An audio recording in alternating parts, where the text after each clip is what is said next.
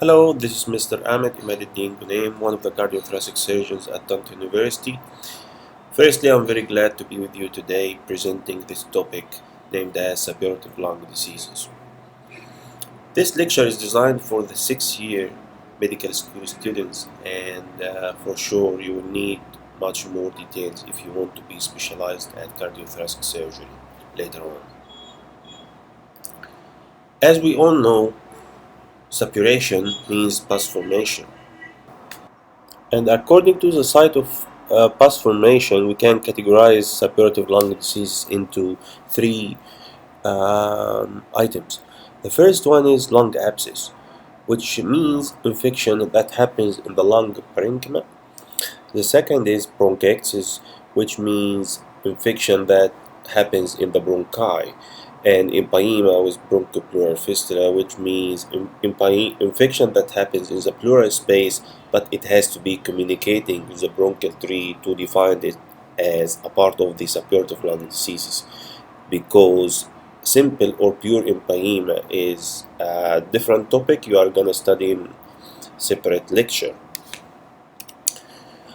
I'll go quickly through the anatomy to remind you we have 3 lobes on the right lung and 2 lobes in the left lung. Going to have more details in segmentation in the lobes, so I'll leave this figure to remind you if you need this detailed information later on. The first item is lung abscess.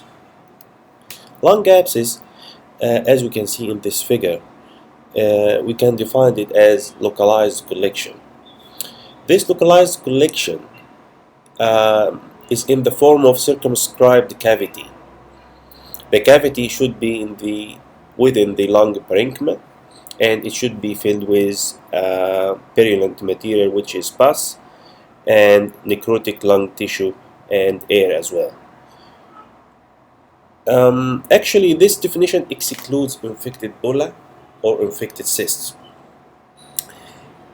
because infection that happens on top of the presence of a cyst or in the presence of a bulla is different. So we call it infected bulla or infected cyst.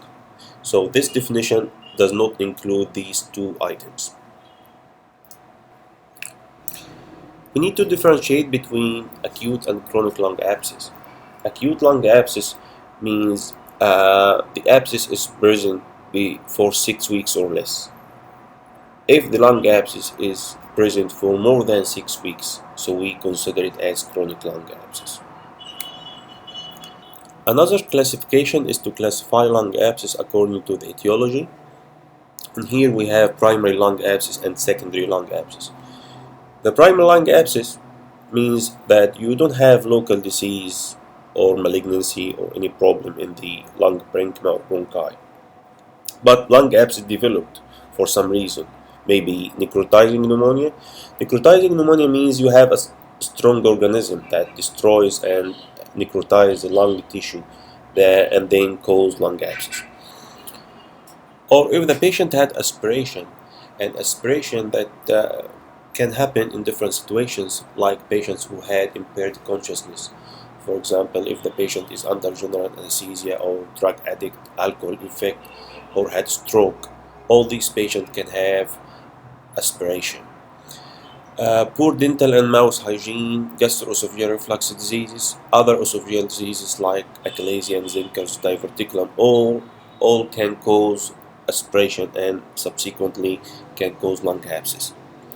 Immunocompromised patients, like patients who had HIV infection or have any organ transplant and under steroids therapy, are at risk of having such situations.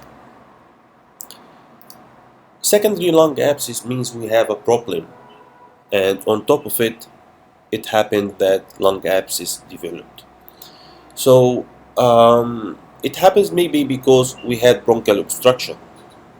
Bronchial obstruction can be caused by neoplasm from body or lymph node compressing on the bronchi from the outside. Or we had cavitating lesion caused by trauma, the neoplasm or pulmonary infarction that caused cavitary lesion. And on top of these cavitary lesions, infection happened and caused lung abscess. Also, direct extension from the nearby organs, for example, amoebiasis and subphrenic abscess, can extend to the lungs up and cause lung abscess. Also, infection can spread from the blood if the patient had any septic focus distant, and bacteria can spread through the blood to reach the lung and cause lung abscess. Also, bronchopleural fistula can be a cause of having lung abscess because the esophagus is very close to the lung and very close to the bronchial tree. As I mentioned before, those patients who have lung abscess should have a virulent, strong organism that destroy and necrotize the lung parenchyma. And these organisms are commonly, as I mentioned here, gram-positive one, most commonly hemolytic streptococci, Staph aureus, Strep viridans, gram-negative E. coli and Pseudomonas. Mixed infection with gram-positive and gram-negative and even anaerobes can happen in those patients who have aspiration. With improved anaerobic cultures nowadays and invasive sampling that happens for those patients with lung infection, we can find the incidence of anaerobic infection is increasing actually. So anaerobic infection plays an important role in this kind of infections as well. Lung infection can happen in any lobe in the lungs, but it has more incidence to happen in the right lower lobe than other lobes. Maybe because the lung, this segment or this lobe is more dependent than other ones. So we can find the most commonly it happens in right lower lobe. Now I'm gonna talk about the clinical presentation. What do you think a patient with lung abscess is presenting to you? What do you think? What kind of symptoms? What kind of examination you are gonna find? The patient may complain of constitutional symptoms like fever, sweating, malaise, loss of weight, and these symptoms can happen with any infection in any part of the body. Other respiratory symptoms, specifically, he may complain of cough, virulent sputum, or bad smell, breathing, toxic faces, pleuritic chest pain, and the patient may complain also of hemoptysis, and hemoptysis may be a wide range, maybe simple blood-streaked sputum, and maybe go to the other end, which is life-threatening hemorrhage. So you have a patient presenting to you with these symptoms, and you suspect from his history and from his complaint that he has some chest infections. We don't know what kind of infection he has, but it seems that he has some chest infections. So you need to base your diagnosis on other different points. Firstly, you need to have full history, and this full history will include personal history, um, complaints, past history, and all the items you know. Then you will need to do clinical examination. You may find clubbing and cachexia, and these 2 points represent that this condition is chronic one. After examination, you need to do investigations. And as cardiac surgeons, we consider chest X-rays maybe part of the examination process. So you have to have a chest X-ray done for such patient. The chest X-ray here, on the left hand side, the patient has right-sided lung abscess, and on the left hand side, the patient has right upper lobe lung abscess that can be seen in the PA and the lateral views. So you have a patient presenting to you with respiratory symptoms, and the chest X-ray revealed a lesion in his lung. So the next step is a CT scan. This is very crucial in the diagnosis and to differentiate from other lesions. A CT scan will give you much information. will confirm the and differentiate between the cavitary lesion and cystic lesion, because cystic lesion will have a thin wall. On the other hand side, the cavitary lesion will have thick wall. You will localize the lesion, so you will know that exactly it should this lesion is involving the middle lobe or upper lobe or whatever, and will give you information about the nearby parenchyma and other lung parenchyma in other lobes. So you may have multiple lung abscess, and sometimes these abscesses can be small that you cannot identify in the chest X-ray, so you can find in the CT scan. Alright, so we have a patient, we diagnosed him as a cavitary lesion, most possibly a lung abscess. So what should be the next step? The next step should be endoscopic evaluation. Endoscopic evaluation is very important as well, because you have to rule out any endobronchial lesion. This may be secondary lung abscess caused by tumor or undiagnosed foreign body. Also, when we do this bronchoscope, we take sample of this pus, and this is very crucial because you have to know the causative organism, and subsequently you have to know the specific antibiotic or specific antimicrobial drugs to prepare the patient if you are going to do surgery, so you prepare him to be in the best situation. Also, when we do this bronchoscope, we have to do good drainage of this abscess, for example, because this will improve the general condition of the patient and will improve and decrease his constitutional symptoms. So the endoscopic evaluation is quite important, actually. Still, if we have these items and the patient is having CT finding of lung abscess, you still have other differential diagnoses. So you have to consider these differential diagnoses when diagnosing such a patient.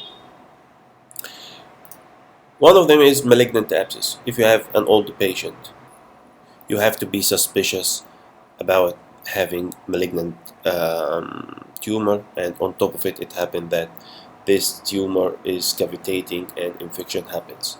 So you have to be very suspicious in these situations because the management should be different.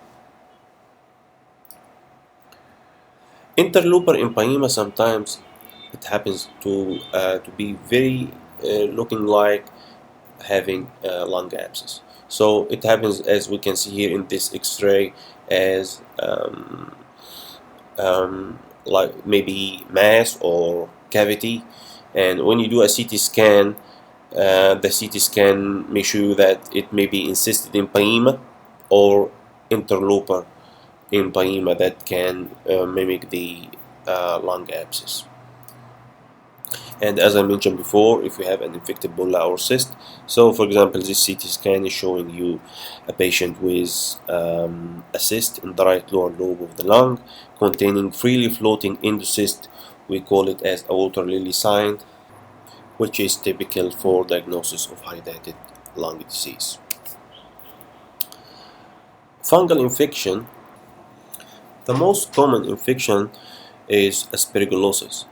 Aspergillosis has a range of presentations. It may be simple aspergilloma, as I show you in the left-hand side CT scan. So there is cavity here, and inside the cavity there is a mass. We call it aspergilloma. And on the right-hand side CT scan, there is what we call it chronic cavitary pulmonary aspergillosis. So it looks like abscess as well, so it should be for differential diagnosis from the classic lung abscess. Tuberculosis is very common in this area of the world, so we have to consider tuberculosis as a cause of lung abscess. we have to differentiate from the classic one.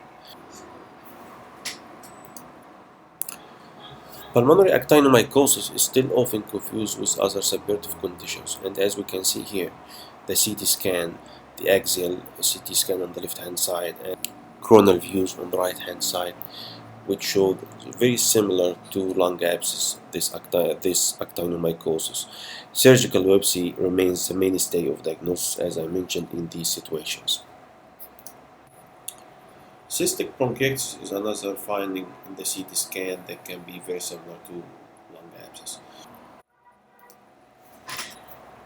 Granulomatosis with polyangiitis, which is previously known as Wegener granulomatosis, is a multi-system disease characterized by necrotizing non-caseating granulomas.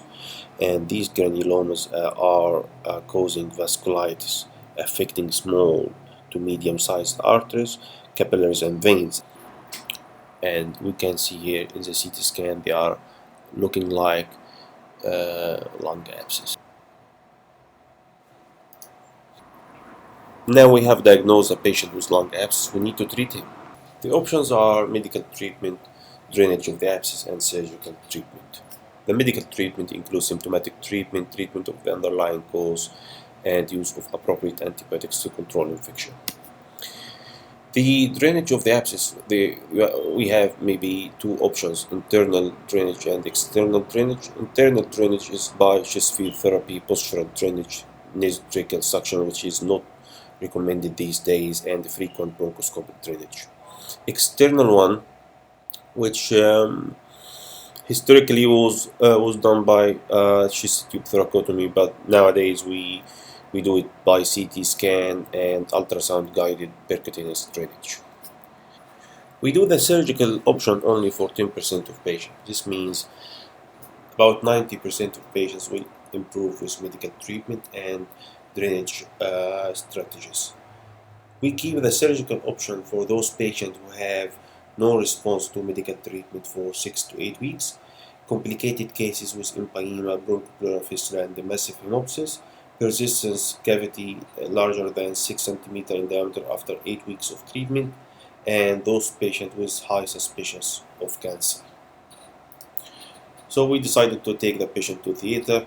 What do you think the options? The options can involve removal or resection of a segment of the lung or a lobe, or can be up to pneumectomy according to the extension of the lung abscess. On the other hand side, we can do simple unroofing of the cavity, and what we call it cavernoplasty in case of rupture into the pleural space, and we refer this option for pediatric patients. The second item in this topic is bronchiectasis, and we can define bronchiectasis as abnormal and permanent dilatation of a part of the bronchial tree caused by destruction of the elastic and the muscular components of the bronchial wall, and this distribution pattern can be either localized or diffuse, and this will give very important idea about the etiology and how we are going to manage this patient. The etiological classification of such a problem, we categorize it into congenital and acquired bronchiectasis. The causes of each one is mentioned in this table.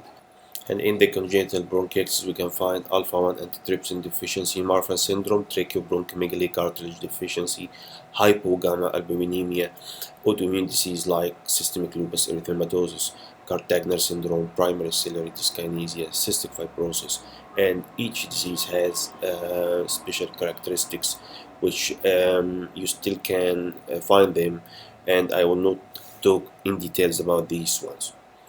The acquired cause of bronchiectasis can be either infection or bronchial obstruction. The infection can be caused by bacteria, mycobacteria, aspergillus, and viral infection. Bronchial obstruction may be from within, from outside, or from the wall itself.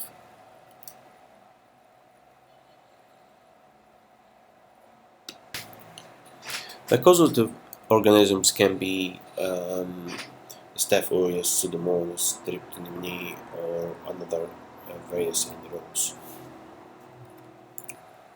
The anatomical side that happen in bronchiectasis is a bit different from that for lung abscess.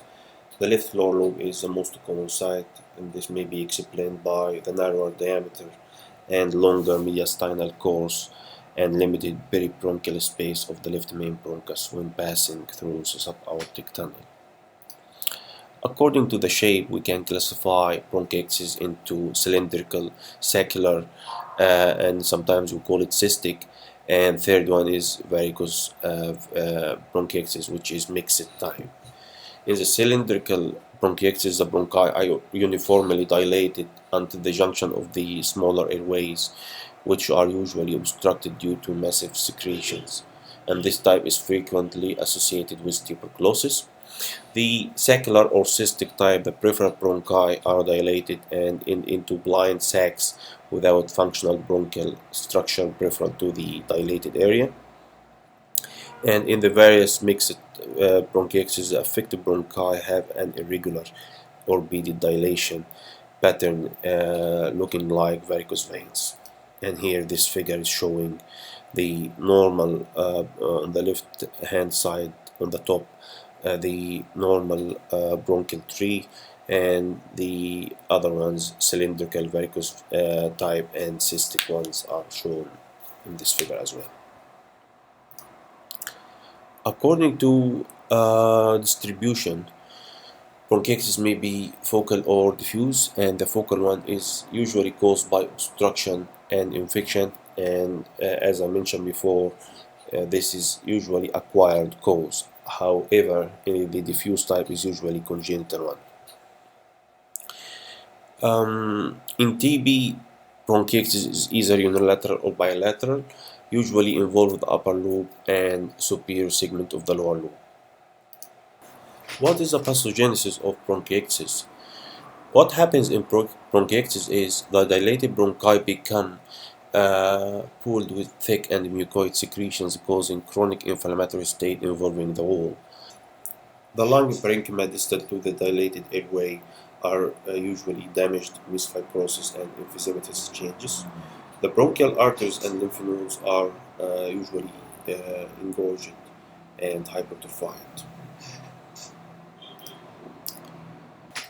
And this slide shows an autopsy of the lungs with a patient with bronchiectasis, and we can see here the dilated, thick, destroyed bronchial wall surrounded by fibrosis and destroyed lung parenchyma around. All right, so what do you think? What are the presentations of a patient with bronchiectasis? The clinical manifestations are usually dominated by chronic or recurrent pulmonary infections with abundant sputum production. Dyspnea is also a very common symptom. Chronic cough with production of thick, tenacious, and purulent secretions. Hemoptysis due to erosion to enlarged bronchial vessels, and this may be life-threatening condition. Some patients does not have too much sputum, and we call it dry bronchiectasis, and this is very common in those patients with TB. Diagnosis of such a condition is usually based on history, physical examination, clinical presentation, and investigations. Chest X-ray, as I mentioned before in the lung abscess, is very important as well in these patients with bronchiectasis. CT scan and high resolution CT scan are very important and sensitive and specific for diagnosis. The bronchogram, which was before the standard way of diagnosis in the past, nowadays is not performed and is replaced by the CT scan. Fiber optic bronchoscope or rigid bronchoscope are important as well for similar reasons as in lung abscess. Ventilation perfusion scan is an additional important test to assess distribution of the disease and evaluate whether bronchiectatic areas are perfused or not. Chest X-ray will show dilated cystic airway change. The CT scan will show you exactly where is the lesion and what is the extension of the lesion.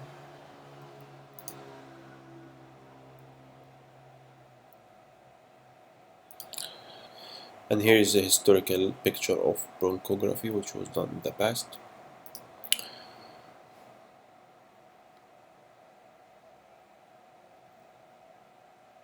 So we have diagnosed a patient with bronchiectasis. What are the options of treatments? Are very similar to lung abscess: medical treatment, surgical treatment, and minimally invasive treatment. The medical treatment involve the treatment of the underlying cause, use of appropriate antibiotics to control infection, and good pulmonary hygiene in the form of routine bronchodilators, mucolytic, postural drainage, and frequent bronchoscopic drainage. The surgical treatment is indicated for those patients with localized disease and persistent and recurrent symptoms, and also for those patients with complicated bronchiectasis with infection and massive hemoptysis. The goals of surgery involve the removal of the involved segments or loops with preservation of the non-suppurative areas of the lung. The surgical treatment options are segmentectomy, lobectomy, pneumonectomy, completion pneumonectomy in recurrent cases, and lung transplantation in patients with end-stage bilateral diffuse bronchiectasis. The minimally invasive ones involve resection via thoracoscopic VATS procedure or bronchial artery embolization in cases of massive hemoptysis. I'll go to the third and last item in this suppurative lung disease, which is empyema with bronchopleural fistula. This item is not an easy one, and I will not go in much details about it. But the definition of empyema with bronchopleural fistula is an abnormal connection between an airway, which is in the bronchial tree and the pleural space.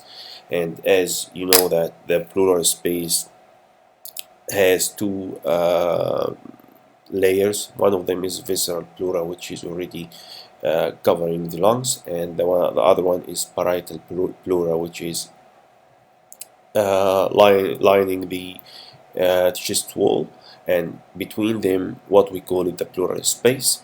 Any communication with this space, as we can see in the picture, and the bronchial tree, we call it as bronchopleural fistula. If you have, or if you have a patient with empyema, which is infection inside the pleural space communicating with bronchial tree, so we consider it as suppurative lung disease. The most common presenting symptoms of postoperative bronchopleural fistula are coughing with serious sanguineous fluid or pus, fever, malaise, and general symptoms of toxicity. In the chest X-ray, you will find air fluid level, and CT scan should be done following chest X-ray to confirm diagnosis. And I can show you here is the CT scan. The next slide. And here is the axial CT scan in the lung windows. Shows a large right-sided hydropneumothorax with apparent communication with a bronchus in an area of scarring and traction bronchiectasis, and which is very suspicious of bronchopleural fistula. The treatment options of such a problem depends on what is the mode of failure. So if you have primary failure, which happens as a result of poor closure techniques or persistent pathological changes in the bronchus or impaired healing, such as seen in patients with undergoing radiotherapy post-tumor resection. In these patients, conservative treatment with suction drainage of the pleural space may be enough. Also, fibrin sealants applied through the rigid or fiber optic bronchoscope can be beneficial in these situations. If you have a patient with secondary failure that occurs in empyemas in which the bronchial stump reopens because of local pressure by the perineal amputation of the stump, so reclosure of the bronchus, resuturing, and additional resection may be advisable. This slide shows you the an option which is endobronchial valve application. And this slide shows you the instruments used for fibrin glue application through endoscopic procedure. I recommend this book for further reading. Stay safe. Thank you.